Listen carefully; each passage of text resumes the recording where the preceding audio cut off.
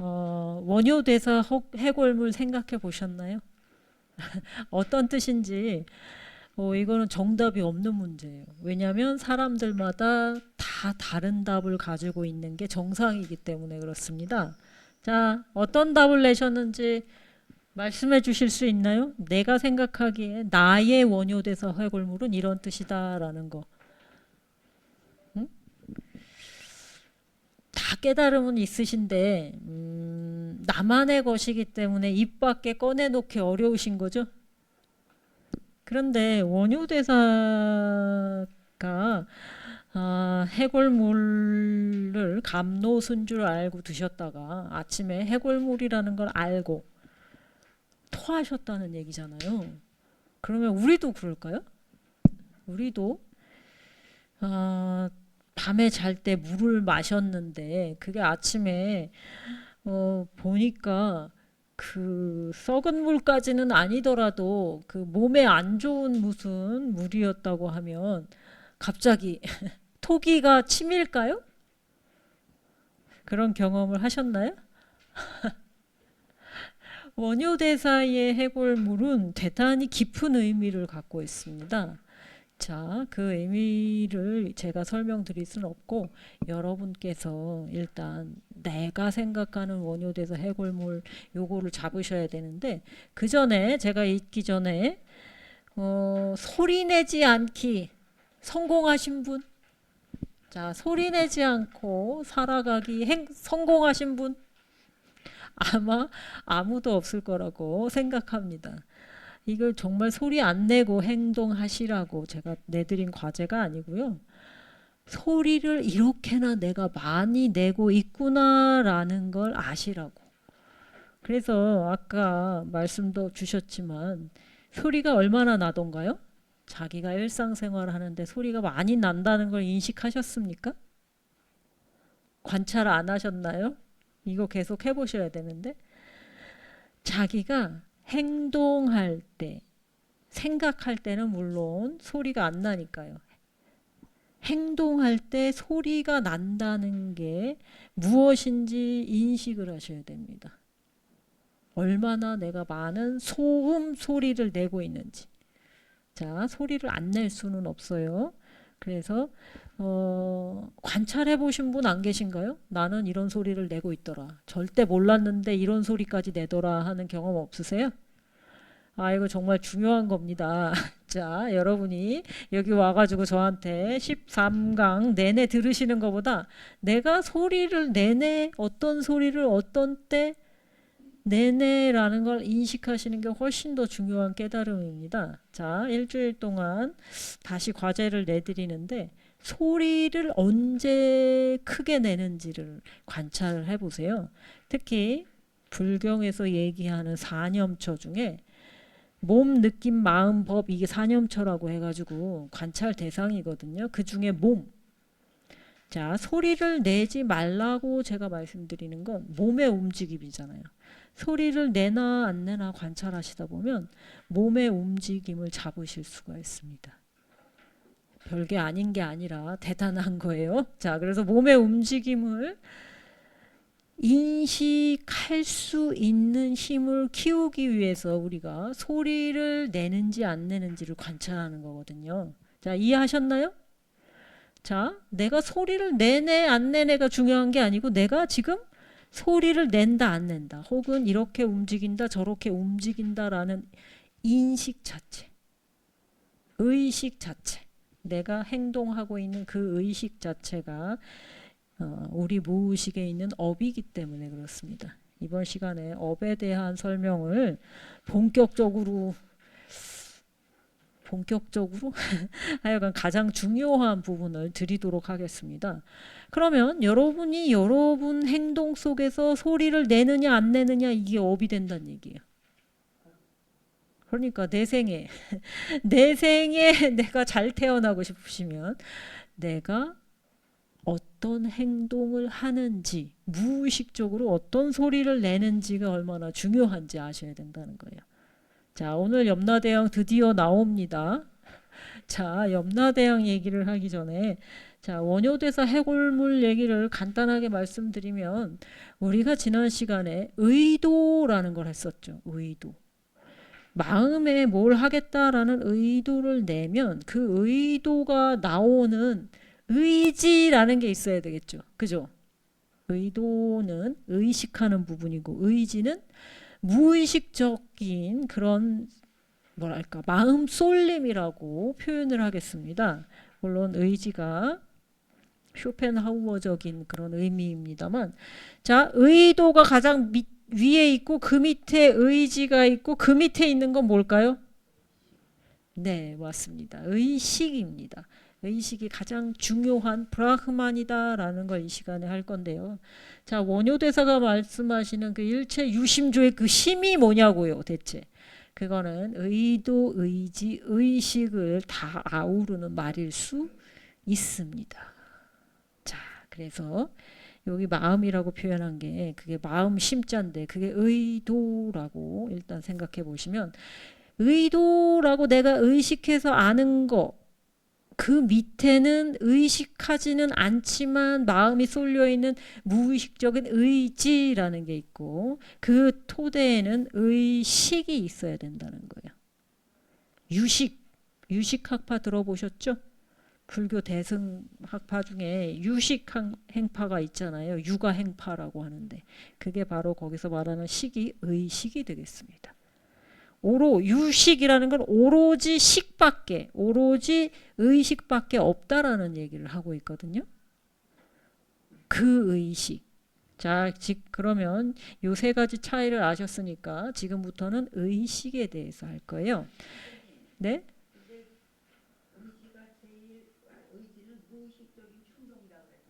쇼펜하우어가 그렇게 얘기를 했습니다만, 예, 딴 사람들은 다른 의미로도 씁니다. 예. 네.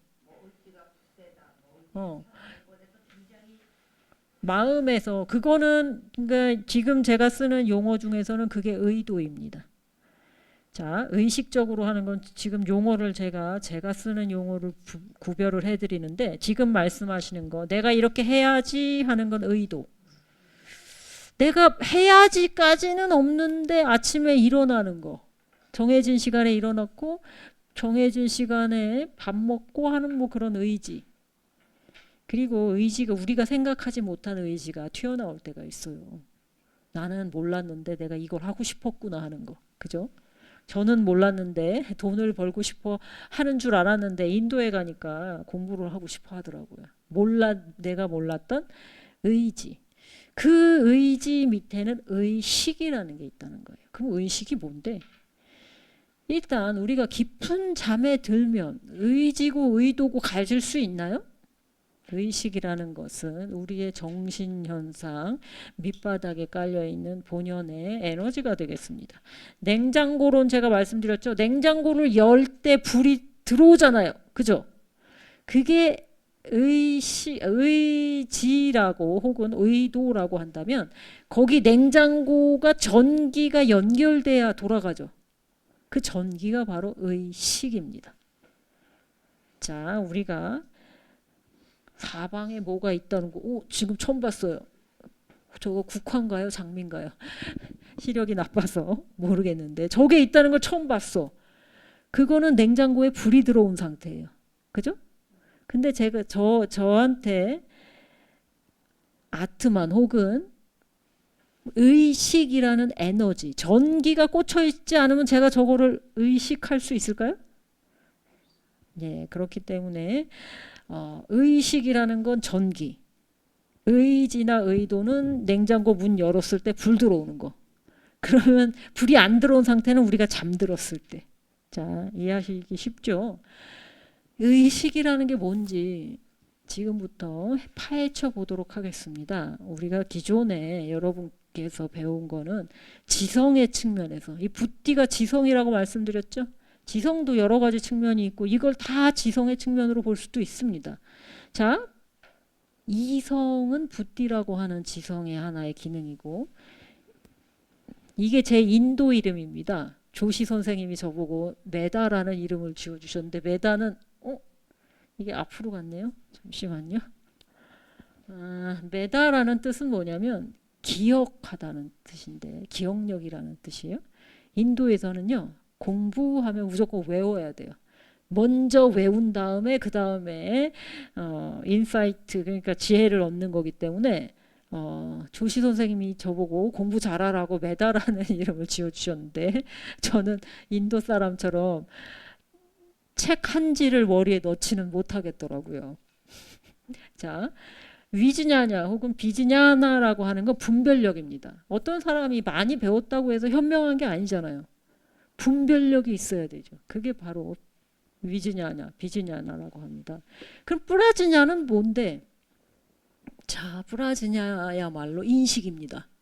제가 지금 저 하얀 꽃을 보고 국화라고 아는 그런 인식, 성성하게 깨어있는 인식, 직관적인 알미라고도 하는데 직감 뭐 이런 것도 하나로 통하는 말이에요. 그래서 이거는 브라흐만의 성질로 이해됩니다. 왜냐하면 지금 우리에게 전기가 들어오지 않으면 저걸 인식할 수 있나요? 우리에게 의식이라는 게 없으면 저걸 인식할 수 없죠. 여러분 주무시면서 저게 하얀 꽃이야라고 인식 못 하시잖아요. 잠자고 있는데. 그러면 잠자고 있을 때 우리에게 부족해지는 게 바로 브라흐만이라고 하고 그걸 브라흐만의 속성인 찢, 지금 칫이라고 돼 있는데 정확한 발음은 찢입니다. 찢. 발음이 좀 거시기한가요? 찢입니다. 찢이야말로 브라흐만의 속성입니다. 프라즈냐는 그 찢 때문에 알게 되는 인식. 차이가 있죠.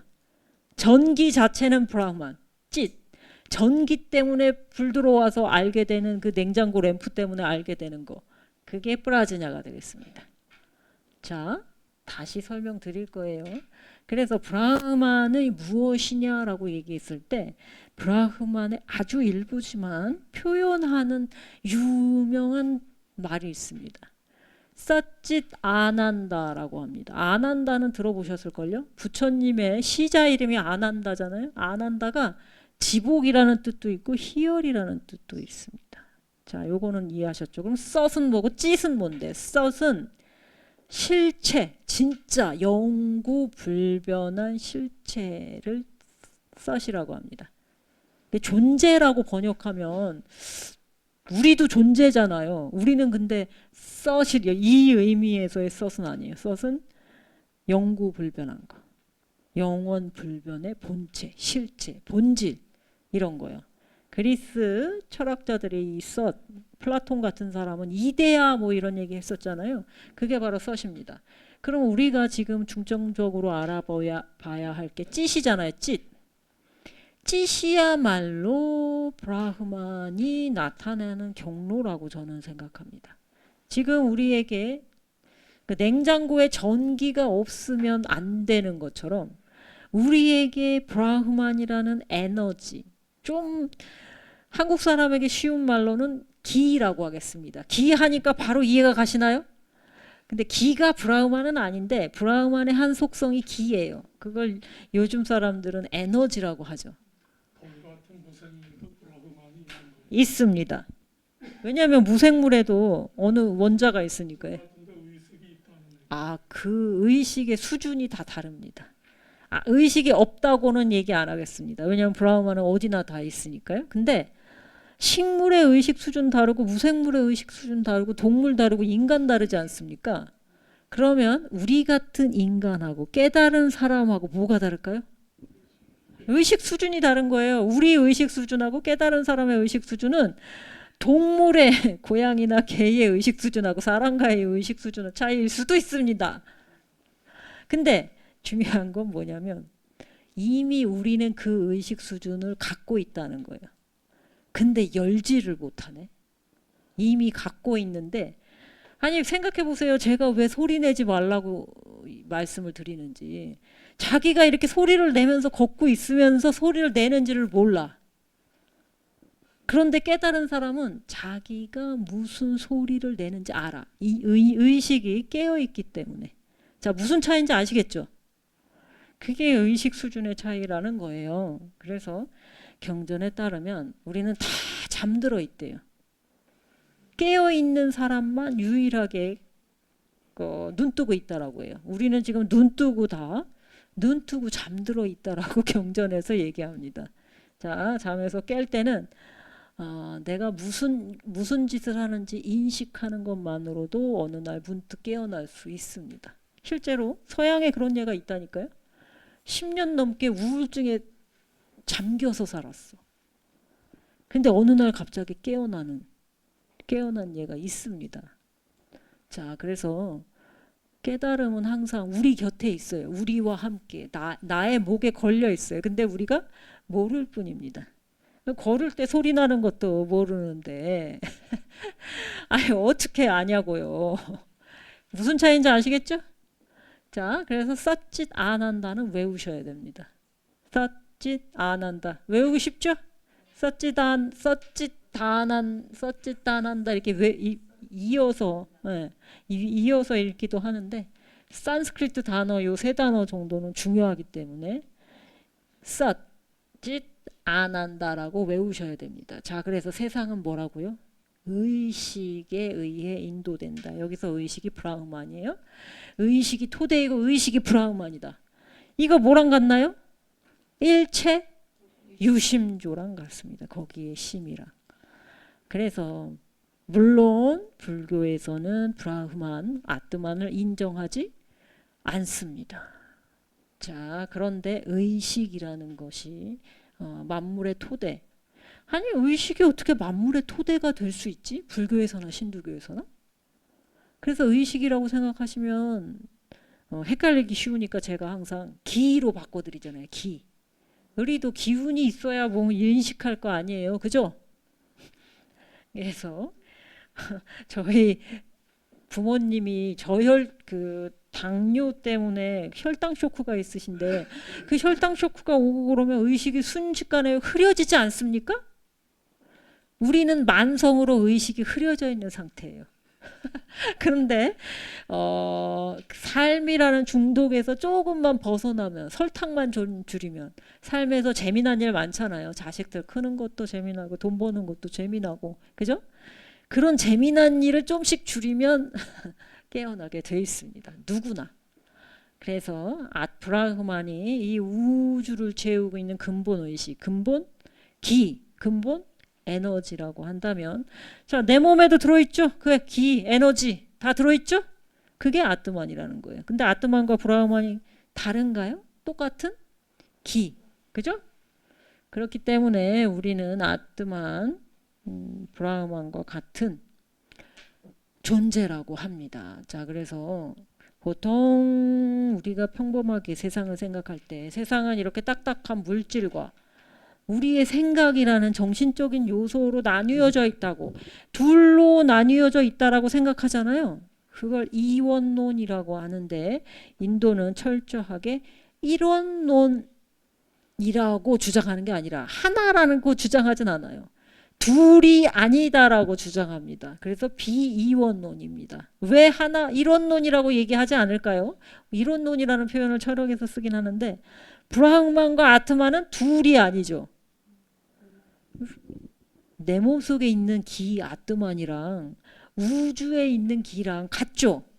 그렇지만 용량의 차이가 엄청나니까 완전히 똑같다라고 할 수 없죠. 그러니까 하나라고 얘기를 안 하고 뭐라고 한다고요? 둘이 아니다라고 얘기하는 겁니다. 그래서 그냥 철학적으로 이론론이라고 퉁치기도 합니다. 자, 중요한 건 뭐냐면 물질과 정신이 따로 있지 않다는 거예요. 여러분 몸과 여러분 생각이 다르지 않다는 거예요. 자, 모든 것은 하나, 그것은 에너지, 그것은 기라는 거예요. 그러면 그 기가 가장 굳어진 게 뭐냐?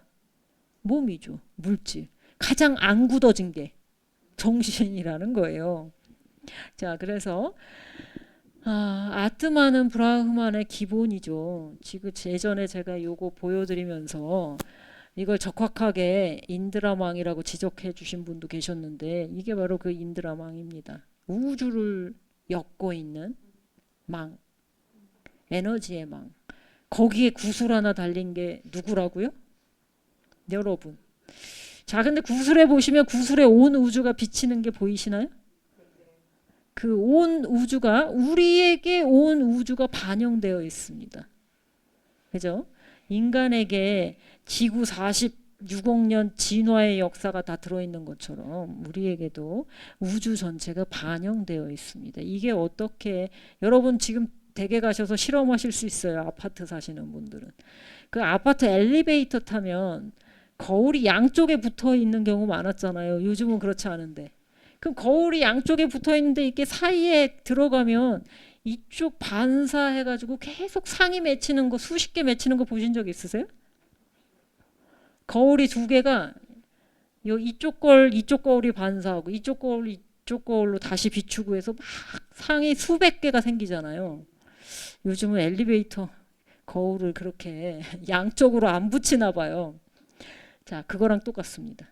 우리 존재는 서로 존재가 반영되어 있기 때문에 우주 속에 또 우주가 반영되어 있고 또 우주. 프랙탈 구조처럼 되어 있습니다. 여러분에게도 과학적으로 얘기해도 우리가 어류부터 포유류까지 진화해온 그 모든 역사가 인간의 몸 안에 들어있는 거잖아요. 그죠? 마찬가지입니다. 우리 존재 안에 우주가 다 반영되어 있고 들어 있습니다. 자, 그래서 이게 이론론하고 이원론이 계속 대립해요. 네, 그럼 이 이론을 적용하면 어느 걸 주기론이라고 봐야죠. 주기론이라고 봐야죠. 네, 왜냐하면 이는 인도에서는 그렇게 중요하게 여기지 않았어요. 근데 그렇게 1대1로 대응시킬 거는 아닙니다만 굳이 따진다면 주기론이 되겠습니다. 제가 유교를 주역하고 도덕경만 배워가지고 지금도 주역은 좀 배우고 있는데 몇 년째 유교하고 인도 종교하고는 지향하는 바가 달라요. 유교는 현세지향적이고 인도는 초월지향이라고나 할까? 그러니까 같이 비교를 해도 번지수가 완전히 다르다는 말씀은 좀 드리겠습니다. 자, 어떻게 다른지는 오늘 공장님 말씀 나올걸요 아마? 자, 그래서 도대체 의식이 뭔데? 의식이란 말을 기로 바꾸면 이 찰머스라는 유명한 인지과학계를 선도하는 하여간 싸움꾼인데 그런 철학자가 있습니다. 이 사람이 얘기를 하는데 시간, 공간, 질량 이런 거 물리량이잖아요. 이거 무게를 가지죠? 떨어뜨리면 이게 바닥으로 떨어지죠. 질량이 있기 때문에. 이런 물질과 마찬가지로 우리의 의식도 기본적인 물리량과 같은 그런 특성일지도 모른다. 자기가 확신한다는 얘기가 아니에요. 그런 것일 수도 있다라고 얘기를 합니다. 그러니까 의식이라는 우리 에너지는 지금 측정할 방법이 없어. 하지만 이것도 우주를 이루고 있는 원자 혹은 소립자 뭐 이런 것처럼 우주를 이루는 하나의 기본 단위일 수도 있다. 기본 특성일 수도 있다라고 얘기하는 거예요. 근데 저는 제가 원래 과학도 출신이거든요. 근데 그걸 과학적으로 증명하는 게 저 유전공학 출신입니다. 왜 자꾸 진화 얘기를 하겠어요. 제가 DNA 뽑아가지고 뭐 토마토 개량하고 뭐 이런 거 했습니다. 자, 과학적으로 증명하는 건 별로 중요하지 않아요. 깨닫는 게 중요하지. 자, 과학은 오늘날 인도 철학이 얘기하는 거랑 많이 비슷해지기는 했어요. 오늘 범심론이라는 얘기를 하는데 이 사람이 과학자입니다. 이 얘기를 인도 철학자가 한 얘기가 아니고 범심론을 얘기해요. 모든 것이 심자, 의식이잖아요. 아까 일체유심조의 그 심. 아니 과학자가 별 얘기를 다 하네? 근데 요즘은 이게 대세예요. 과학자들 책에 중론 나오고 유식불교 많이 나옵니다. 자기네들 하는 얘기랑 비슷하기 때문에. 양자역학이랑 비슷하기 때문에. 자, 그래서 범심론이라는 게 뭐냐? 세상 모든 게 마음을 갖고 있다라는 뜻이 아니에요. 세상 모든 것이 자기 조직, 세상 모든 것이라고 하면 자기 조직이 가능한 자기 조직화 체계, 스스로 자기를 조직할 수 있는 그런 것만. 이 책상은 공장에서 찍어냈잖아요. 자기 조직이 아니죠. 자, 그런 거 말고, 공장에서 찍어내는 거 말고 자연적으로 생성된 그 모든 것들이 심이라고 불리는, 아까 세상 만물이, 무생물도 의식이 있냐고 물어보셨잖아요. 있다라는 거예요. 자기 조직을 할 수 있는 자연체라면 생각한다는 그 마음이 아니라 기라는 측면의 의식이 있다는 겁니다. 자, 우리가 생각하는 그 의식하고 여기서 얘기하는 의식하고 조금은 다르죠. 기라고 생각하시면 간단합니다. 자, 그래서 우리가 모르는 무의식이 있는데, 그죠? 여러분 무의식 들여다보셨나요? 맞아요. 알 수가 없어요. 마찬가지로 이 의식, 기라고 말하는 것도 우리가 인식하지 못하는 것일 뿐 우주를 이루는 기본 단위일 수 있는 거죠. 과학자들 말이 그렇습니다. 자, 그래서 인도 경전이 얘기하고자 하는 것은 진리라는 게 브라흐만이라고 바꾸셔도 돼요. 브라흐만은 그러니까 영혼과 육체로 묶이지 않는다는 거예요. 그러니까 둘 다 아니라는 거예요. 그럼 뭔데? 정신과 물질 너머의 브라흐만을 바로 하나, 일자, 일원론 혹은 비이원론이라고 하는 그 일자가 브라흐만입니다. 오직 브라흐만밖에 없다.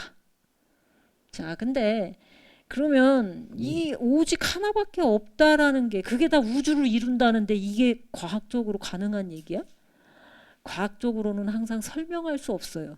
하지만 과학자들이 하는 얘기를 빌려올 수는 있습니다. 과학자들이 이 브라흐만이 정보라고 얘기하는 건 저고요.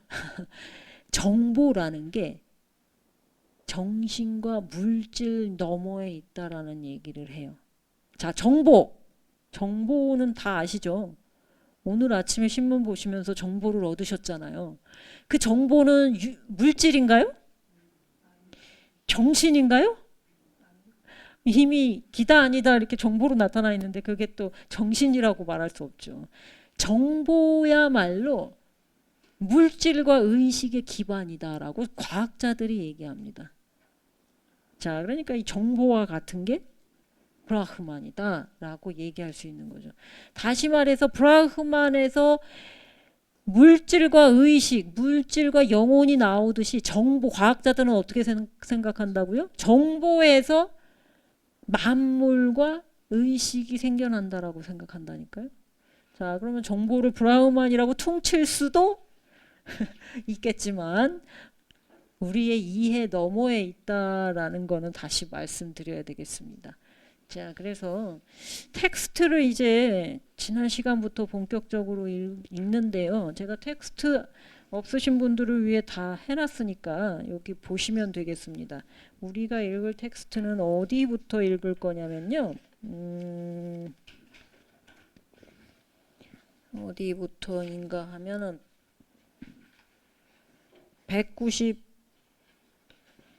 191부터 쭉 읽어가겠습니다. 자, 191은 제가 설명을 다 했어요. 밑에. 존귀하신 분이시여 의지보다 더한 것이 있습니까? 라고 했더니 의지보다 더한 것이 의식이라고 얘기했고, 그죠?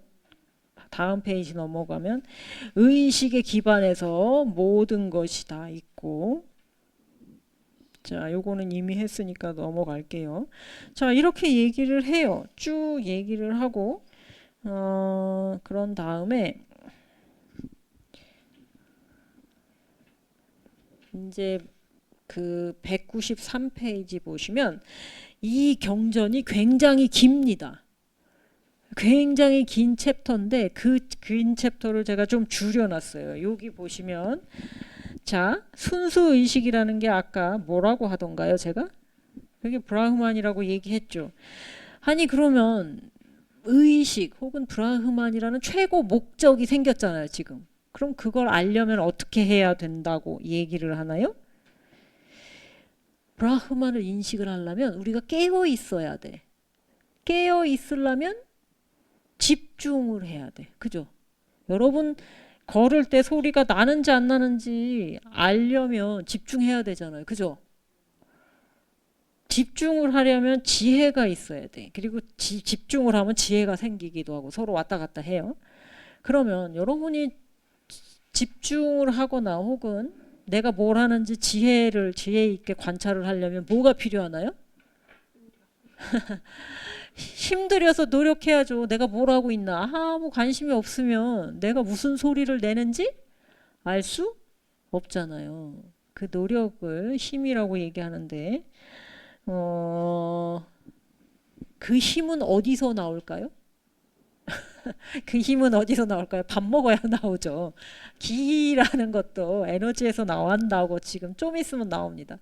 음식도 먹어야 되고 따뜻하기도 해야 되고 물도 마셔야 되고 살아갈 공간도 있어야 되고 인간은 동물적인 존재입니다. 인간이기 전에. 그러니까 먹고 마시고 자야 돼. 안 그러면 집중이라는 게 나오질 않아. 수행이라는 것도 부처님 말씀하시기를 배고프면 밥 먹고 졸리면 자고 수행해야지. 그런 기본적인 인간적인 동물적인 욕망을 버리고 수행하는 건 불가능하다라고 말씀하셨습니다. 그 상유다니까양가 어디 나오던데. 자, 그래서 인간으로서의 뭐 그런 기본을 얘기를 해요. 자, 근데 중요한 게 있어요. 서양과 동양이 다른 게 저는 있다라고 생각하는데, 그게 뭐냐? 서양에서는 사람의 생각과 사회적인 욕망이 중요하다고 할까요? 아니면 먹고 사는 게 더 중요하다고 할까요? 음? 서양에서 얘기하는 5단계를 먼저 얘기해 보겠습니다. 일단 먹고 마셔야 돼. 이건 생리적인 욕구잖아요. 그런 다음에 심리적으로 안전하다라고 느껴야 돼. 몸도 건강해야 되고 안전해야 된다고 느껴야 돼요. 그런 다음에 친구 사귈 생각이 들어.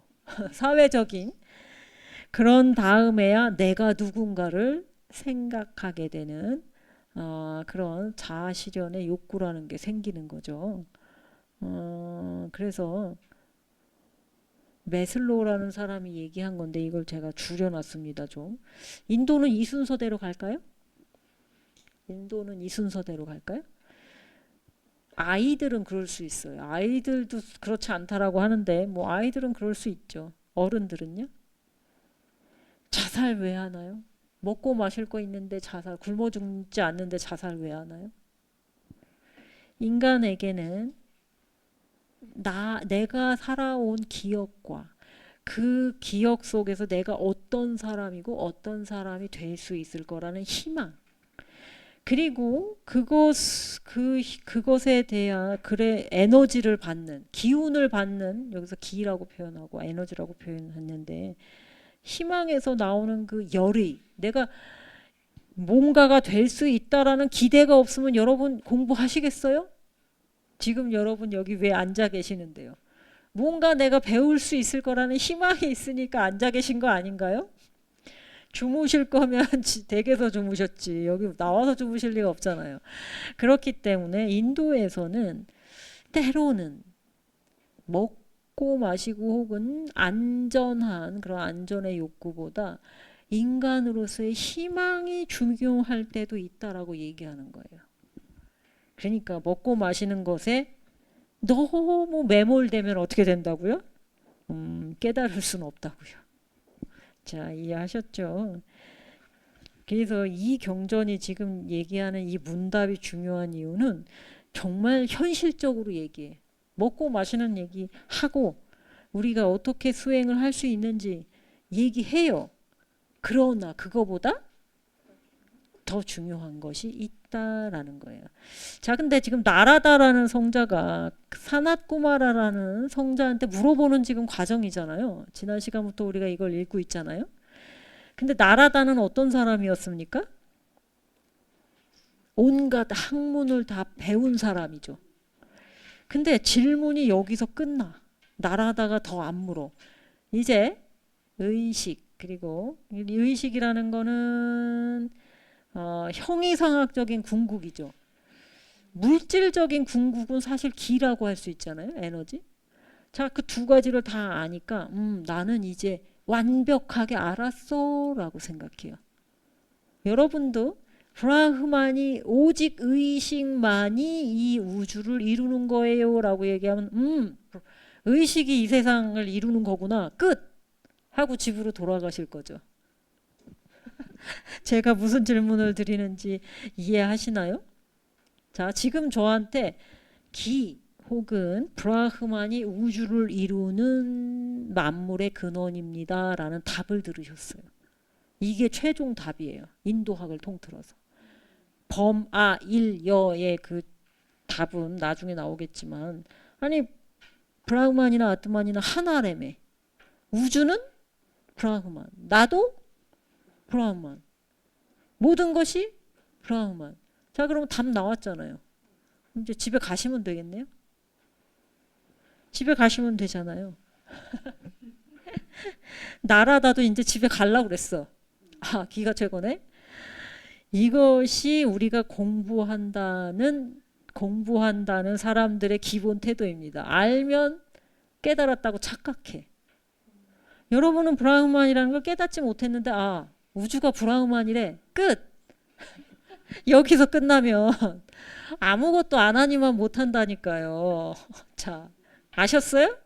여러분은 브라흐만이라는 걸 아셨지만 브라흐만을 깨닫지는 못하셨어요. 그래서 나라다는 내가 알았으니까 묻질 않아. 이제 자기는 다 할 거 다 했다고 착각해.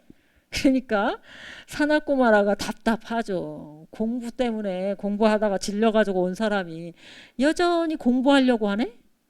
근데 우리에겐 공부가 필요할까요, 이제? 자, 이제 여러분 다 브라흐만이라는 거 아셨으니까 집에 가셔서 집에 가셔도 돼요. 그런데 우리가 브라흐만을 깨닫는 건 별개의 문제입니다. 그러니까 사나꼬마라가 답답해. 그러니까 꼭 집어서 얘기해 줍니다. 묻지도 않는데. 브라흐만을 깨달아야 한다고 얘기를 해줍니다. 브라흐만을 깨달아야 한다. 195페이지에 나옵니다.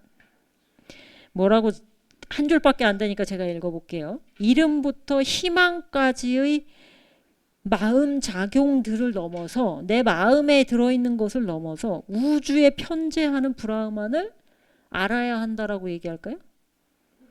깨달아야 한다예요. 깨달아야 한다. 배우는 거 아무 소용이 없다는 뜻입니까? 그런 뜻입니다. 그러니까 이제 드디어 나라다가 정신 차렸어. 배우는 게 깨닫는 게 아니지. 그러면 깨닫기 위한 방법을 물어봐야 될 거 아니에요. 그래서 물어봅니다. 어떻게 해야 깨달을 수 있는지를 물어보기 시작하는데, 자, 어떻게 브라흐만을 깨닫느냐고 물어보니까 이제 질문이 나오기 시작합니다. 진리 덕분에 그 너머를 말하는 자가 너머를 말하는 자, 이거 무슨 소리인지 모르시겠죠? 그 옆에 그림 보세요. 진리를 알려면 아는 게 있어야 돼. 여기서 아는 건 지혜예요. 지혜, 의식. 내가 무슨 짓을 하고 있는가? 그러려면 생각이라는 걸 좀 해야 돼. 내가 움직이는 걸 내가 왜 관찰해야 되지? 의식이 깨어있기 위해서. 그러려면 여러분이 뭘 하셔야 됩니까? 여러분이 왜 집에 가셔서 소리를 내는지 안 내는지 제가 숙제 내드리는 걸 안 하시는 줄 아세요? 믿음이 없어서. 믿음이 나옵니다. 저를 믿지 못하시기 때문에 소리가 나는지 안 나는지 관찰하는 그 간단한 거에 대한 믿음이 없는 거죠. 그래서 인도 경전은 뭘 중요시 생각하겠어요? 스승에 대한 믿음을 강조합니다. 사부님 말을 한마디라도 좀 믿어야 해볼 거 아니에요. 자, 저도 처음에 인도에 갔을 때 사부님 말씀 하나하나 다 의심했는데 지금 생각하면 진작에 좀 믿었으면 내가 지금쯤이면 깨달았을 텐데 라는 후회를 합니다. 자, 그럼 믿음이 어디서 나오나요? 충실함에서 나온다. 왜 충실함이라고 얘기해요? 시키는 대로 다 해봐야 되니까 충실해야죠. 여러분 제가 시키는 거 하나라도 해보셨어요? 숨 쉬는 거? 자, 이유 다 나옵니다. 충실하지 않으니까 행동으로 옮기지 않아. 왜 행동으로 옮기지 않냐? 즐겁지가 않아. 즐겁지 않은 이유는 이제 더 인도답기 때문에 그냥 공자님 말씀으로 대체하겠습니다. 공자님이 뭐라고 하시나요? 제가 한문이 좀 약해서 지지자는 불효호지자고 호지자는 불효락지자라고 공자님 말씀입니다. 여러분이 여기에 나오셔서 강의를 들으시는 것만큼의 성의는 있지만 재미가 많지 않아. 인도하기 너무 졸려. 그렇기 때문에 안 하시는 거예요. 저처럼 이제 재미를 느끼기 시작하시면 시키지 않아도 하시게 돼요. 시키지 않아도 수행이란 걸 하시게 돼요. 그래서 수행하는 걸 즐기게 되시는 거예요. 저도 아침에 눈 뜨자마자 하는 게 누워서 하는 요가가 있거든요. 누워서 하는 명상을 해요. 앉아서 일어나기는 귀찮아. 그러니까 누워서 하는 요가, 누워서 하는 명상을 합니다. 그만큼 그것이 재미있기 때문에. 자, 여러분이 왜 깨닫지 못하는지 이해하셨나요? 재미가 있어야 됩니다. 재미가. 그러려면 믿는 구석이 있어야 돼. 초기 불교에서 부처님은요, 믿는다라는 것에 경기 일으킬 정도로 싫어하셨는데 딱 하나 강조하신 게 있어요. 슈라따라고 하는데, 그래도 니들이 내 말은 한번 믿어보고 해봐야 되지 않겠니? 그래야 시킨 대로 할 테니까. 그래서 그 믿음, 부처님이 얘기하신 믿음은 하나님을 믿는 것처럼, 기독교에서 하나님을 믿는 것처럼 믿는다는 뜻이 아니고, 사부님이 이런 말씀하셨으니까 한번 해봐야지 정도입니다. 그게 인도에서 얘기하는 믿음입니다. 이해하셨나요? 자, 그래서 이 길고 긴 이제 대담이 왜 중요한지 아시겠죠? 자, 197페이지에 이제 자의식에 대한 얘기를 합니다. 197페이지 하단에 이제 자의식에 대한 가르침이요 분서 이해할 수 없는 말을 해. 나는 위요 아래요 남이요 북이요. 그거 다 소용없고요. 이 그림을 한번 봐보세요. 우리가 나라고 믿는 거는요. 에고라고 누차 말씀드렸습니다. 겉껍질에 나예요. 내가 안다고 착각하는 나 자신. 근데 진정한 나 자신은 어디에 있나요? 이 그림이 뭘 그린 것 같으신가요? 이거 빙산 그린 건데 빙산같이 안 보이나요? 빙산은요. 아주 소수의 부분만 바닷물 위로 드러나 있고 바닷물 밑에 거의 대부분이 잠겨 있대요. 그럼 여러분은요? 여러분이 나라고 인식하는 거는 대부분 아주 조금입니다. 우리가 모르는 내 자신이 바닷물에 잠긴 빙하처럼 엄청나게 가라앉아 있어요. 그걸 무의식이라고도 하고 그 위에 심층의식, 전의식 많은 얘기를 합니다만 인도에서는 그 바닥까지 내려가면 뭐가 있다고요? 아트만이 있다라고 얘기합니다. 아트만이 있는 걸까요? 그거는 좀 있다가 아트만이 있다라고 얘기하기도 참 그런데 그러면 왜 우리가 내가 아는 내 모습만 알고 살아갈까요? 무지해서 그렇습니다. 그래서 지혜가 필요하고 지혜 아까 나왔죠. 지혜를 얻으려면 뭘 해야 된다고요? 어디까지 가냐? 지혜를 얻으려면 집중해야 된다고요. 집중. 나왔죠. 지혜와 집중은 서로 이렇게 교환 관계에 있습니다. 집중이라고 얘기하면 피곤하게 하루 종일 어떻게 집중해? 말고 관찰. 그냥 완전히 공부할 때처럼 집중하라는 얘기가 아니라 관찰을 잘 해야 된다는 얘기예요. 그걸 불교에서는 마음챙김 혹은 알아차림이라고 합니다. 자, 집중이라고 하면 갑자기 스트레스 받는데 알아차림이라고 하니까 스트레스를 좀 덜 받는 것 같지 않나요? 그냥 알아차리기만 하시면 돼요. 내가 지금 걷고 있을까? 다음 시간에 소리를 관찰하시기가 어려우신 분은 딱 한 가지만 더 말씀드리겠습니다. 내가 걷는지 서 있는지 누워 있는지 앉아 있는지 이 네 가지 자세 중에 뭘 하고 있는지만 알아차려 보세요. 이거 소리 내는 것보다 쉬운가요? 쉬운 거를 나는 소리 내지 않는 게 더 쉬워 하시는 분은 그거 하시고 나는 내가 서 있는지 걷고 있는지 앉아 있는지 누워 있는지 이걸 알아차리는 게 쉬워 하시는 분은 그거 하시면 돼요. 자, 옵션 드렸습니다. 자, 경전을 계속 읽을 건데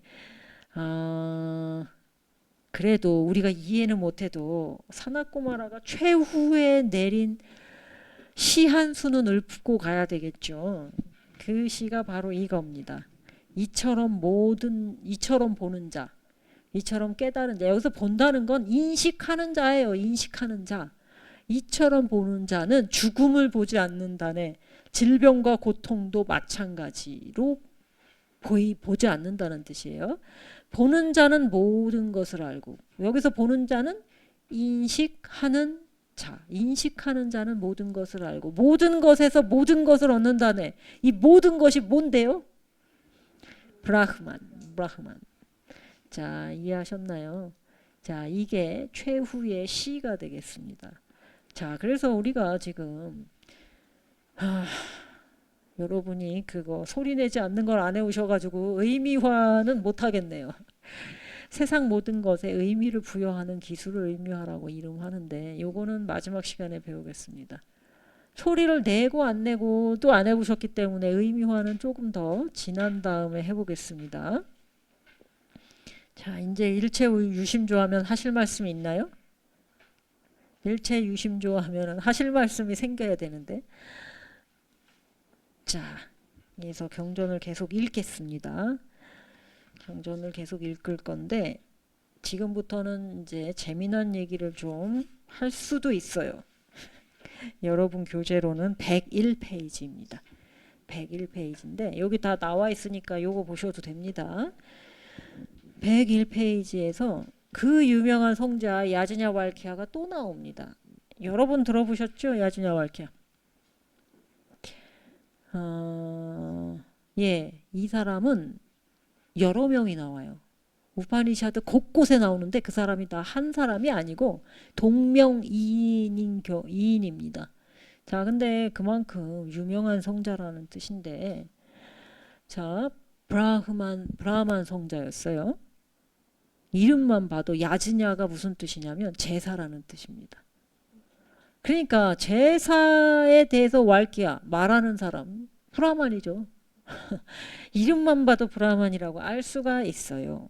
자, 이 브라만은 대단한 사람입니다. 우리가 언제 이 야즈냐왈키아를 했냐면 업에 대해서 얘기할 때 어떤 성자가 야즈냐왈키아한테 물어요.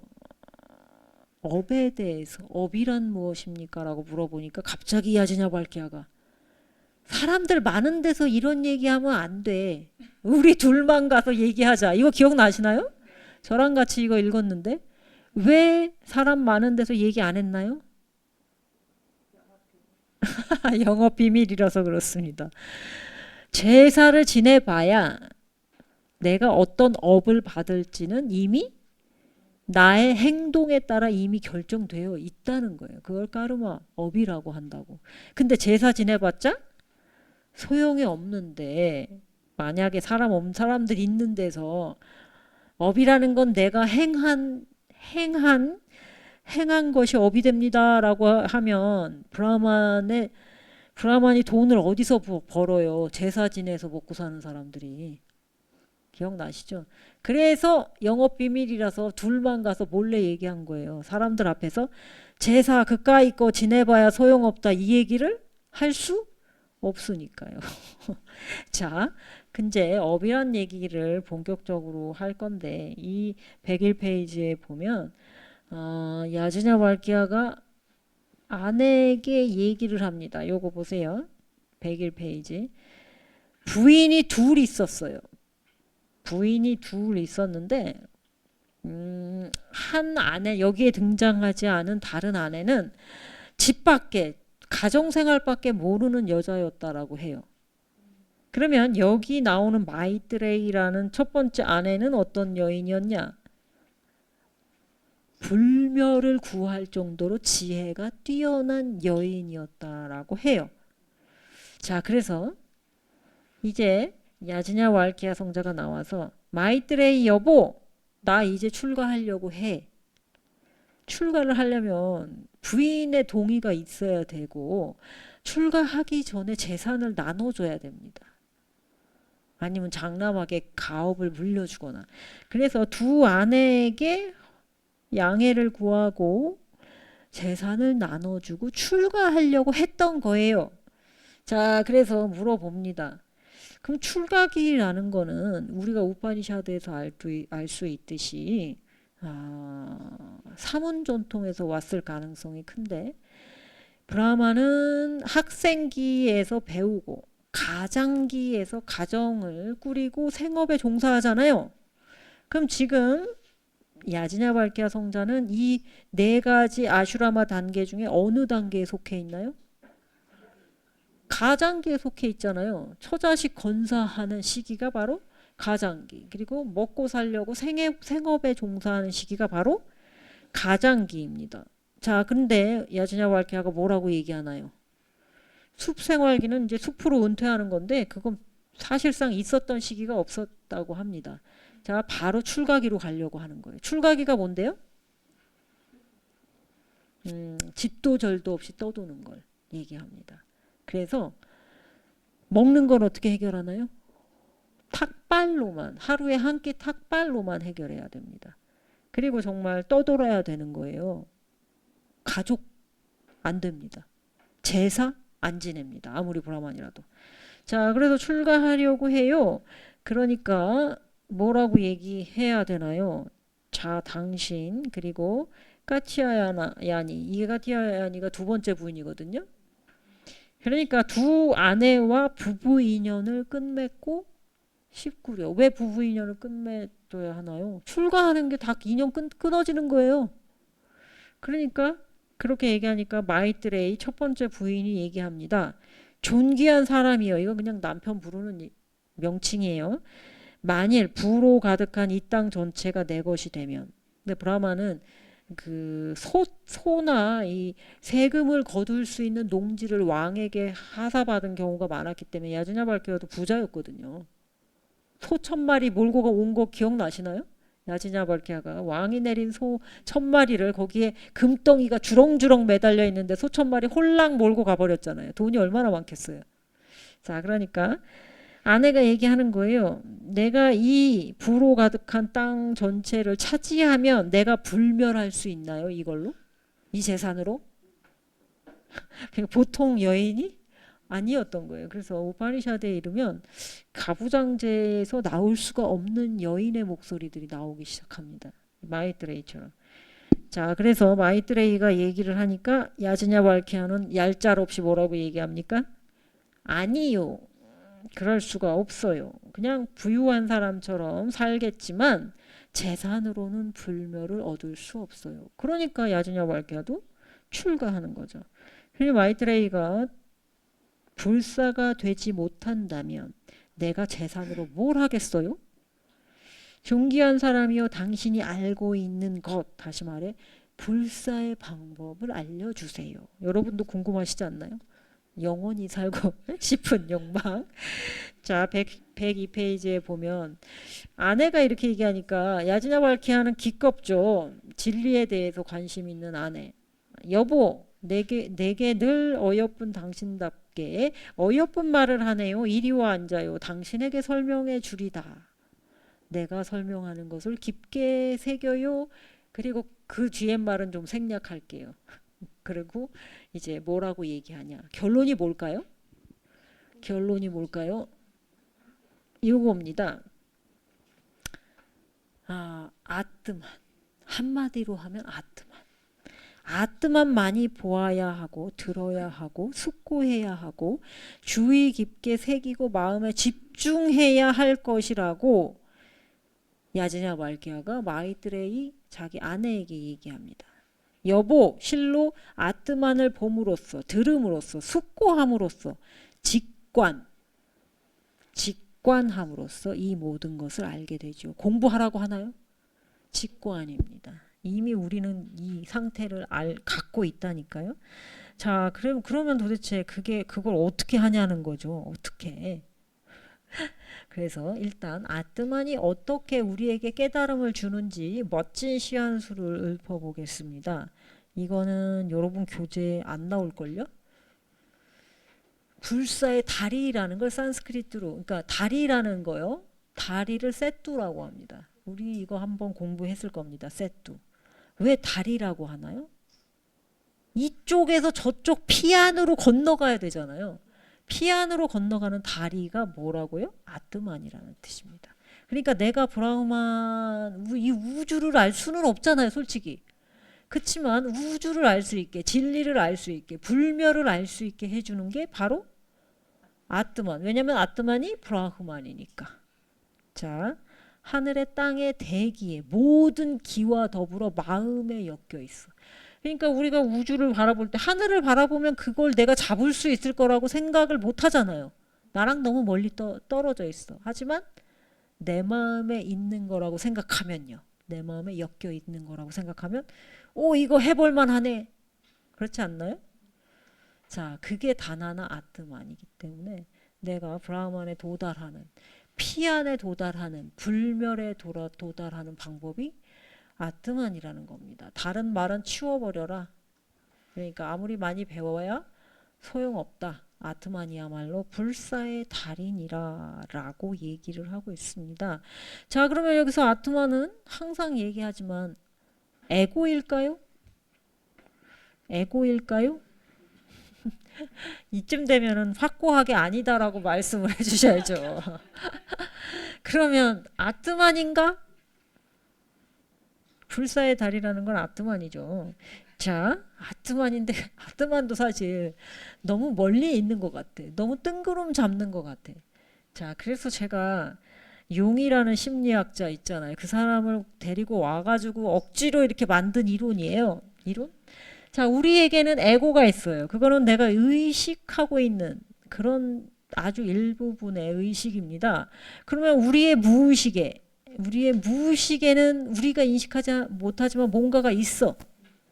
그 중에 진정한 나 자신을 칼 구스타프 융은 참나라고 불렀습니다. 그걸 진여, 불교에서 얘기하는 진여라고 생각하셔도 돼요. 아, 그런 게 있대. 그러면 그게 아트만이냐? 참나가 아트만일까요? 이거 했었는데. 아트만은 또 그게 아니에요. 헷갈리시죠? 그래서 제가 욕조 마개론을 개발했습니다. 여러분 되게 욕조 있으신가요? 저희 집엔 있더라고요. 욕조 뚜껑 어디 갔는지 갖고 계신가요? 자, 욕조 뚜껑 없어진 집 많은데 이거 욕조라고 생각해 보세요. 예? 네, 배수구 뚜껑이요. 그 욕조라고 생각해 보세요. 자, 이렇게 생긴 욕조가 있다고 쳐보세요. 그럼 거기 맨 위에는 뭐가 있나요?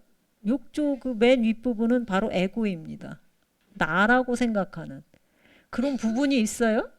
자, 근데 욕조 좌식 욕조 이렇게 깊숙이 이렇게 몸을 담그고 있는데 여기 물 밖으로 나오는 요 머리는 아니 목욕탕 가보셨잖아요. 목욕탕 가보시면 여기 시원하라고 어깨까지 푹 담그실 때 있잖아요. 그럼 푹 담갔을 때 요 머리는 뭔가요? 이게 에고입니다. 내가 나라고 생각하는 머리가 제일 중요하잖아요. 어쨌든. 자, 그럼 다 잠겨 있어요. 우리가 생각하는 이 몸에 내 안에 있는 의식들은 무의식들은 다 잠겨 있어요. 가장 밑에는 요게 참나라는 곳인데 이 참나라는 건 내 안에 있는 진정한 나라고 생각하시면 되겠습니다.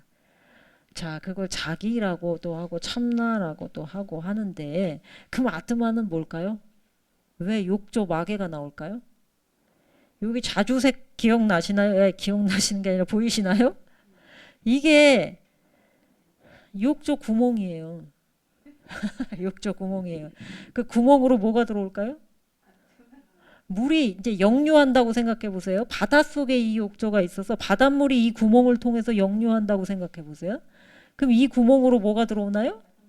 바닷물이 들어오죠. 바다가 브라흐만이면 이 욕조 안에 있는 물은 뭔가요?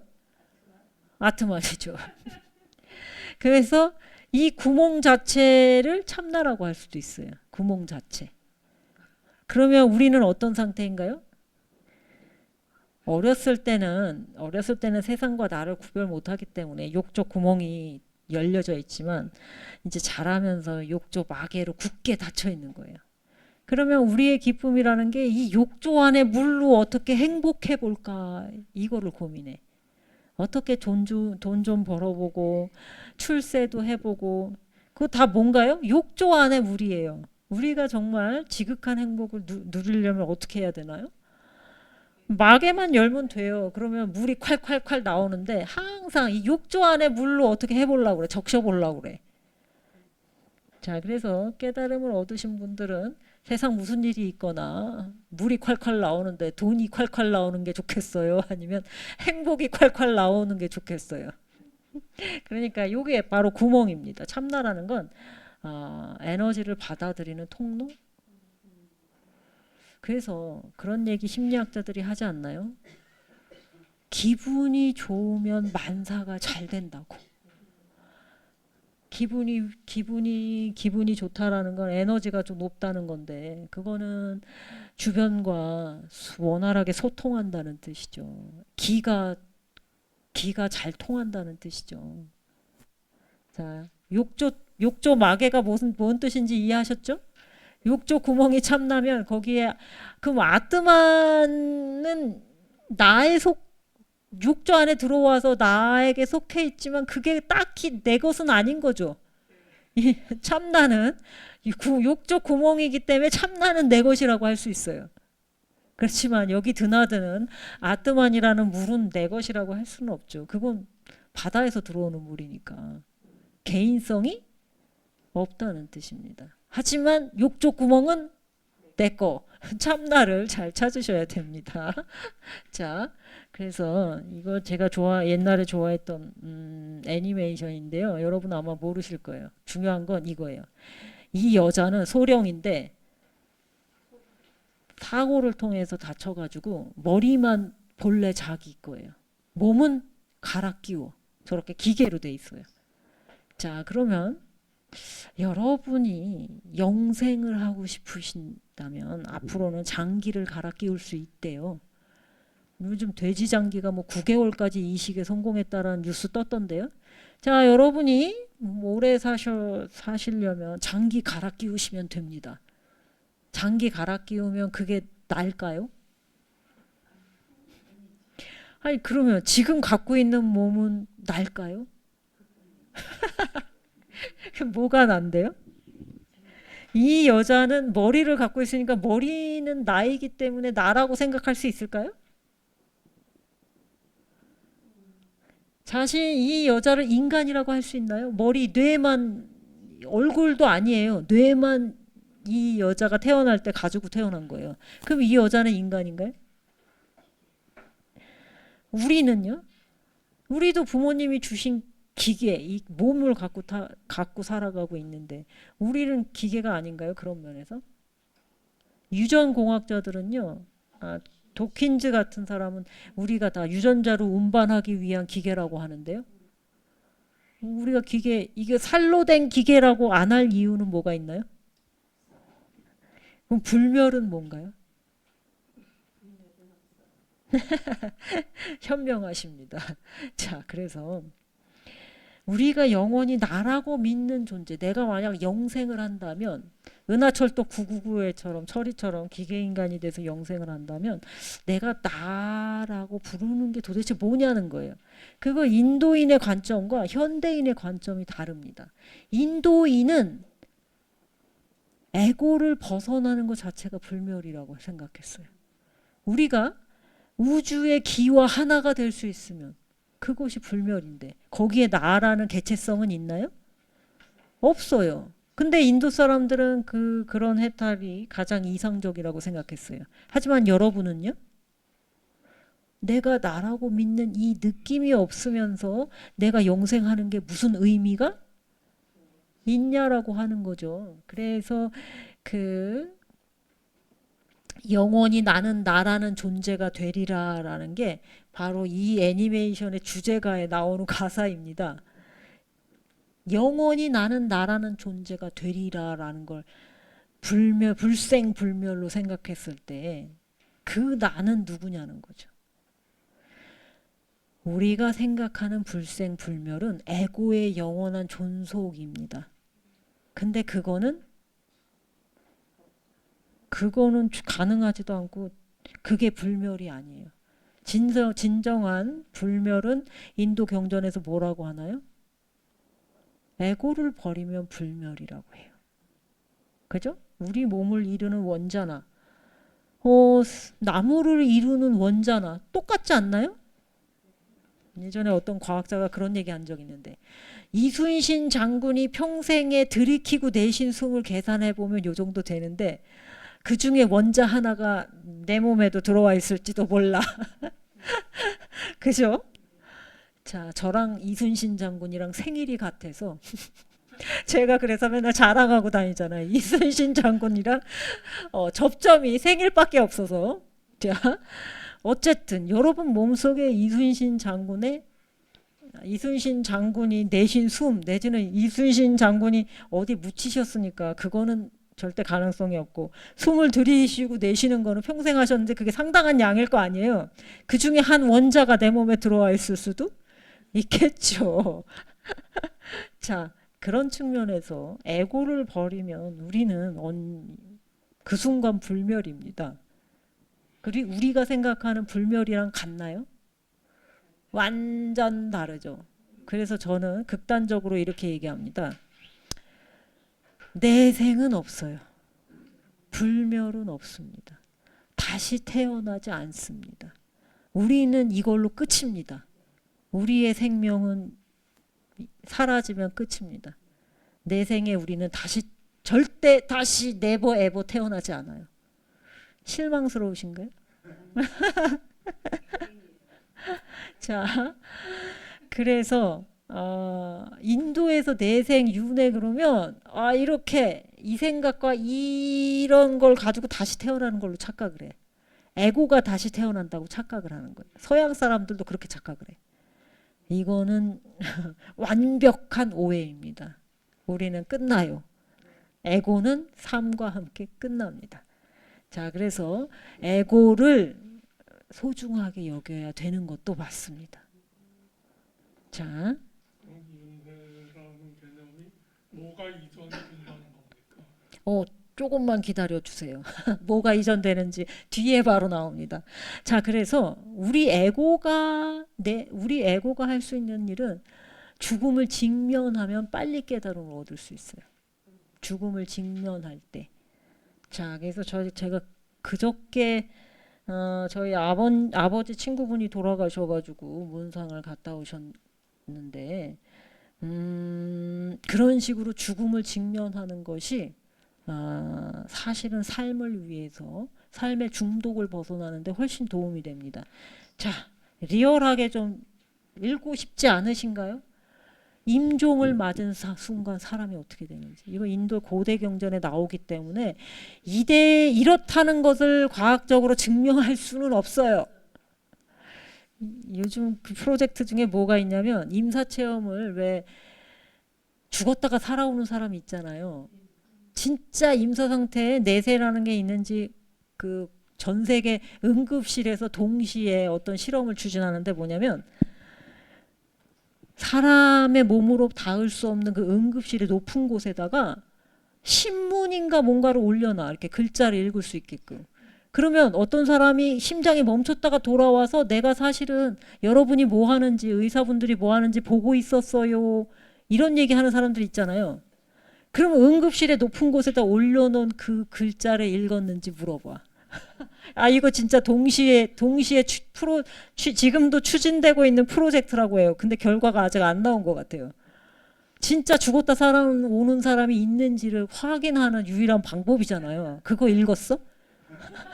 안 닿는 사람의 키로는 안 닿는 곳에 있는데 예를 들면 응급실국이 위에 이렇게 높은 데다가 이렇게 올려놓는다고 해요. 정확히 어떤 프로젝트인지 저도 다시 살펴볼 때가 됐는데 그런 거 생각하시면 요게 좀 가슴에 와닿으실까나? 저는 근데 그거를 유전공학도답게 그다지 신뢰하지는 않아요. 하지만 보세요. 임종을 맞은 사람의 심장 끝이 빛나기 시작한대. 진짜 그런지는 몰라요. 그 빛에 의해 사람의 아뜨만이 깨닫지 못한 사람은 눈으로 나간다고 해요. 눈으로. 눈이 마음의 창. 그럼 깨달은 사람은 어디로 나갈까요? 백회. 정수리. 정수리를 통해서 나가서 다시는 들어오지 않는 게 깨달은 사람. 눈으로 나가면 못 깨달은 사람. 자, 그것이 떠나갈 때 뭐가 따라간다고요? 기가 브라흐만이라고 했는데 기가 정확히 브라흐만은 아닙니다. 브라흐만의 하나의 속성이 기예요. 쉽게 제가 브라흐만이 기예요라고 퉁쳤을 뿐입니다. 자, 근데 기가 따라 나간대. 기가 따라 나갈 때 뭐가 따라 나가냐면 당연히 온몸에 생기가 없어지겠죠. 기 자체가 생기니까. 자, 그러면 의식을 지닌 상태가 된대요. 그리고 새로운 존재로 다시 태어나게 된대요. 그럼 따라 나가는 게 뭘까요? 궁금하시죠? 그것도 경전에 나와 있습니다. 지식, 행위, 과거의 경험으로 얻은 인식이 그에게 따라 붙는다고. 요거 뒤에서 바로 배울 건데요. 이 부분을 서양에서 받아들여 가지고 아스트랄 바디니 뭐 이런 얘기 들어보셨어요? 그런 얘기를 이 얘기를 받아들인 겁니다. 근데 우리가 아직 15분을 쉬어야 돼요. 요거 읽고 계시고 바로 요 뒤에 도대체 인간의 내생에 뭐가 따라갔는지 설명드리겠습니다.